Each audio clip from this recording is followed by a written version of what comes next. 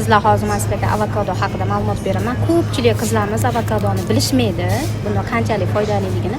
Birinchi marta yeganda bemaza tuyulishi mumkin, to'g'ri, ta'msiz bu, lekin buni qanaqa qilib tayyorlashga ham bog'liq. Men o'zim ratsionimda eng ko'p avokado bo'lganligi uchun foydali yog', birinchi o'rinda teri salomatligi uchun va ayniqsa ayollar bachadoni uchun juda ham foydali. Avokado ayollar go'zalligi va salomatligi uchun haqiqiy superfood. Har kuni 1-2 ta avokado iste'mol qilish bu kosmetologga borishsiz go'zallik, gormonal balansi va sog'lom kayfiyat degani. Birinchisi, gormonal muvozanatni saqlaydi. Avokadodagi foydali yog'lar, ayniqsa omega 9, ayollar gormonlarini tabiiy ravishda muvozanatni ushlab turadi. Bu akne va soch to'kilishini kamaytiradi. Ikkinchisi, teri sochlar uchun go'zallik siri. E vitamini va antioksidantlar terini yoshartiradi, namlikni saqlaydi, ajinlarni sekinlashtiradi, sochlarni esa silliq va jilokor qiladi. Uchinchisi, yurak salomatligini mustahkamlaydi. Avokado yaxshi xolesterinni oshirib, yomon xolesterinni kamaytiradi. Bu esa ayollar yurak kasalligini xavfini kamaytiradi.